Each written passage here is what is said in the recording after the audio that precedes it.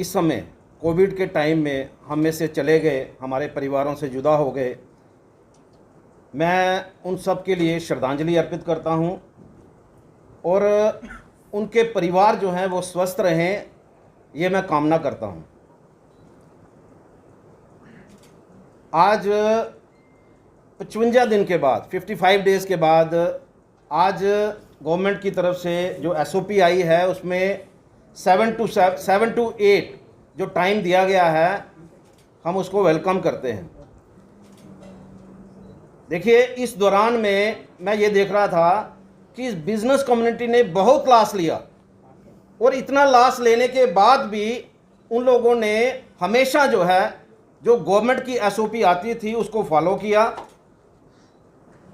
जो कोविड के नॉर्म्स हैं उसको फॉलो किया।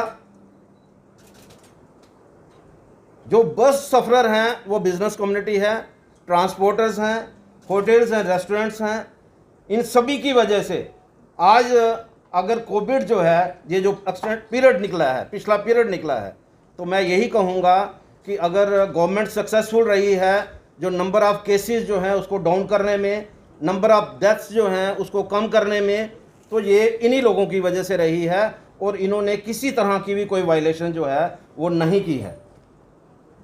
मैं आज की डेट में चीफ सेक्रेटरी साहब, जिन्होंने हमारी बात को मानते हुए हर चीज़ को ओपन करने के लिए SOP निकाला, मैं उनका तहे दिल से शुक्रिया अदा करता हूं। मेरी लास्ट वीक भी उनसे बात हुई थी और लास्ट वीक भी उन्होंने जो SOP निकाला था वो हमारे मुताबिक जो हमने मैसेज किया था, उन्होंने मेरे को यही बोला था कि आप मैसेज करिए और मैसेज के मुताबिक ही SOP निकला था। और इस बार भी हमने उनसे रिक्वेस्ट की थी और हमारी रिक्वेस्ट को माना गया। मैं शुक्रिया अदा करना चाहता हूं लोकल एडमिनिस्ट्रेशन का, स्पेशली डिपकाम साहब का, DC साहब का और SSP साहब का। ये देखिए, इस बार जो हुआ है, पहली बार ऐसा हुआ है कि हमारी तरफ से जो कोऑपरेशन दी गई वो तो दी गई, लेकिन जो एडमिनिस्ट्रेशन की तरफ से भी हमें कोऑपरेशन मिली वो भी मैं समझता हूं कि एक अलग से ही मतलब एक सार हमारा जो है आपस में तालमेल बन गया था। और टाइम टू टाइम जो हमने कहा, देखिए कुछ चीज़ें जो हैं जब हम अपनी बात रखते थे तो उनकी तरफ से भी कुछ ना कुछ बातें रखी जाती थी, कुछ अपनी मजबूरियां बताई जाती थी और उन मजबूरियों को ये देखना चाहिए। मैं तो ये समझता हूँ कि कई बार हमें एडमिनिस्ट्रेशन की मजबूरी को भी समझना चाहिए। एक समय था जब कोविड जो था वो पीक पे था, सेकंड जो एक वेव जो चली जम्मू में, स्पेशली मैं ये कहूँगा कि नंबर ऑफ़ डेथ्स देखिए, नंबर ऑफ़ पेशेंट्स देखिए, वो बढ़ते चले गए। और उस समय जबकि हम ये चाहते थे कि हमारी दुकानें खुलें, एडमिनिस्ट्रेशन चाहती थी कि नंबर ऑफ़ केसेस कम हों और वही हुआ।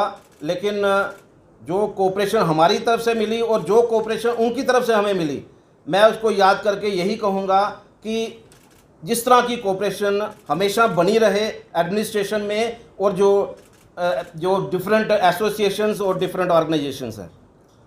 मैं इस दौरान में यही कहूँगा कि जिस तरह का एक एटमॉस्फेयर रहा सबके लिए, DC साहब अप्रोचेबल रहे, डिपकाम साहब अप्रोचेबल रहे, SSP साहब अप्रोचेबल रहे। और इसके अलावा मैं ये भी कहूँगा कि जिस तरह से अलग अलग SHOs जो हैं, DSP हैं, SP हैं, उन्होंने भी हमारी बात को मानते हुए, कई बार कुछ लोगों ने वायलेशन की होगी, लेकिन जब हमने उनको अप्रोच की और उन्होंने हमारी बात को मानते हुए और उन लोगों को रिलीज़ किया। मैं आपके माध्यम से एक पॉइंट जो है वो ज़रूर रेज़ करना चाहूँगा। मैंने SSP साहब को भी कहा है कि इस दौरान में जो वायलेशंस हुई हैं, अगर किसी के ऊपर FIR लगी है तो प्लीज़ उनको कैंसिल करिए और उनको इस सारे प्रीव्यू से रिलीव करिए। ये बात मैंने SSP साहब से कही है, डिपकाम साहब से भी कही है।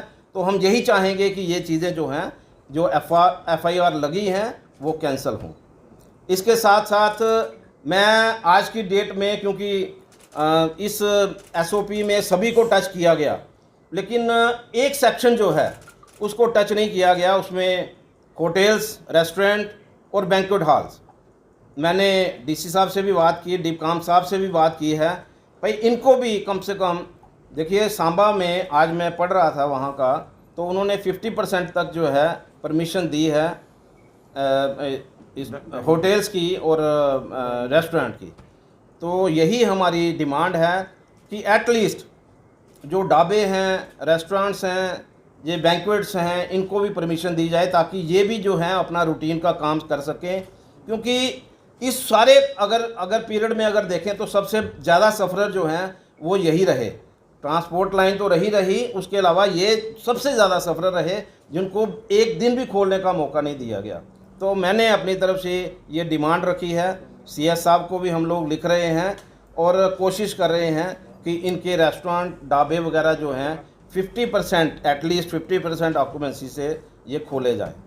और इसके अलावा जो सबसे बड़ी बात, मैं क्योंकि पिछली बार भी LG साहब ने एक रिलीफ जो है वो बिज़नेस कम्युनिटी को दी थी, उन्होंने 5% जो है वो रिबेट दी थी इंटरेस्ट पे।